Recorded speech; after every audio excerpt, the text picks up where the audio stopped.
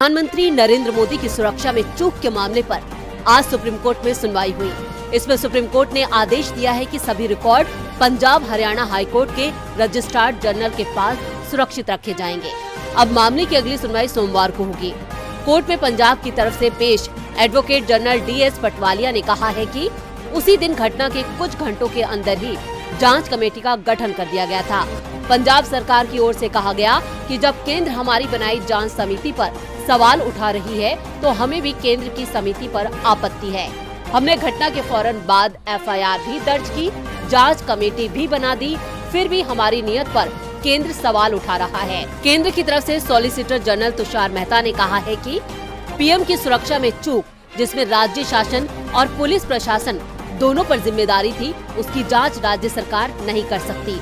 कहा गया कि जांच में NIA का होना भी जरूरी है। ये कहा कि पंजाब के गृह सचिव खुद जांच और शक के दायरे में हैं, तो वो कैसे जांच टीम का हिस्सा हो सकते हैं। SG तुषार मेहता ने सुप्रीम कोर्ट से कहा कि ये घटना भारत के लिए अंतर्राष्ट्रीय स्तर पर शर्मिंदगी का कारण बन सकती है और ये रेयरेस्ट ऑफ रेयर घटना है। सारी दलीलों को सुनने के बाद सुप्रीम कोर्ट ने ये फैसला लिया है कि अगली सुनवाई सोमवार को होगी। साथ ही CJI ने केंद्र और राज्य को साझा कमेटी बनाने का सुझाव दिया। बता दें कि प्रधानमंत्री नरेंद्र मोदी की सुरक्षा में चूक के मामले को सुप्रीम कोर्ट में चीफ जस्टिस NV रमन्ना के समकक्ष पेश किया गया। सीनियर एडवोकेट मनिंदर सिंह ने इस मामले से जुड़ी एक जनहित याचिका गुरुवार को दायर की है। याचिका में कहा गया है कि इस तरह की सुरक्षा में चूक स्वीकार्य नहीं की जा सकती। याचिका में सीनियर एडवोकेट मनिंदर सिंह ने पंजाब सरकार को उचित निर्देश देने, उत्तरदायी लोगों के खिलाफ सख्त एक्शन लेने की मांग की है। कहा गया है कि इस तरह की आगे ऐसी चूक नहीं होगी। कांग्रेस के पूर्व अध्यक्ष राहुल गांधी ने PM मोदी पर निशाना साधा है। आज एक ट्वीट करते हुए राहुल ने लिखा कि हमारी सीमाओं पर जो हो रहा है वह भी राष्ट्रीय सुरक्षा की एक बड़ी चूक है। क्या PM कभी इस बारे में बात करेंगे? दरअसल राहुल सीमा पर चीन की अवैध गतिविधियों को लेकर PM मोदी पर अक्सर निशाना साधते रहते हैं। इससे पहले भी राहुल गांधी ने साल के अंतिम दिन एक ट्वीट कर चीन के अरुणाचल प्रदेश में 15 जगहों के नए नाम रखने को लेकर प्रधानमंत्री नरेंद्र मोदी पर निशाना साधा था। राहुल ने एक अखबार में छपी एक रिपोर्ट को साझा करते हुए लिखा था कि अभी कुछ दिनों पहले हम 1971 में भारत की गौरवपूर्ण जीत को याद कर रहे थे। देश की सुरक्षा और विजय के लिए सूझबूझ और मजबूत फैसलों की जरूरत होती है। खोखले जुमलों से जीत नहीं मिलती। राहुल गांधी ने पंजाब में प्रधानमंत्री नरेंद्र मोदी की सुरक्षा में चूक के मामले पर भी कटाक्ष करते हुए कहा, क्या प्रधानमंत्री देश की सीमाओं पर राष्ट्रीय सुरक्षा में हो रही बड़ी चूक पर कभी बात करेंगे? उन्होंने पैंगोंग सो और चाइना हैशटैग से ट्वीट किया, हमारी सीमाओं पर जो हो रहा है वह राष्ट्रीय सुरक्षा में बड़ी चूक है। क्या प्रधानमंत्री कभी इस बारे में बात करेंगे? राहुल गांधी ने ये टिप्पणी उस वक्त की है जब पंजाब में प्रधानमंत्री मोदी की सुरक्षा में गंभीर चूक के मुद्दे को लेकर भारतीय जनता पार्टी और कांग्रेस के बीच इन दिनों आरोप प्रत्यारोप का दौर चल रहा है।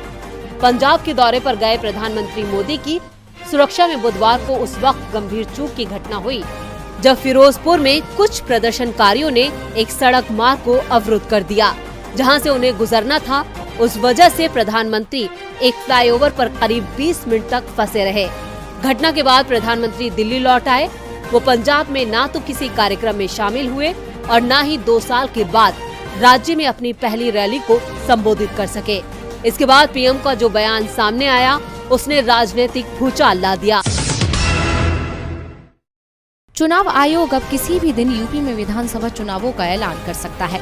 चुनावों में जब वक्त नहीं बचा है, इसीलिए राजनीतिक दलों ने प्रचार अभियान में पूरी ताकत लगा दी है। कोरोना के चलते बड़ी रैलियां जरूर रोक दी गई हैं, लेकिन प्रचार में रुकावट नहीं आई है।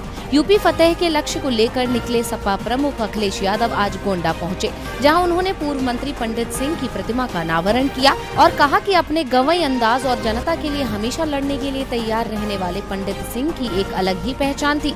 कोरोना ने न सिर्फ एक प्रतिनिधि छीना बल्कि उनका जाना जिले की सियासत को सूना कर गया। इसके साथ ही अखिलेश यादव ने बीजेपी सरकार पर निशाना साधते हुए कहा कि कोरोना में सरकार ने अनाथ छोड़ दिया था, सभी पैदल आए, उस समय सरकार ने मदद नहीं की, समाजवादियों ने मदद की। दवा, बिस्तर, ऑक्सीजन न देने के कारण बहुत लोगों की जान चली गई। सरकार ने जितने विज्ञापन दिए हैं सब झूठे हैं। सरकार इतना घबरा गई है कि लाल टोपी पहनकर विज्ञापन दे रहे हैं। बीजेपी के 6 रथ जो निकले हैं वो चाउमीन के ठेले जैसे लगते हैं। सपा का एक रथ अब उनके 6 रथों पर भारी है।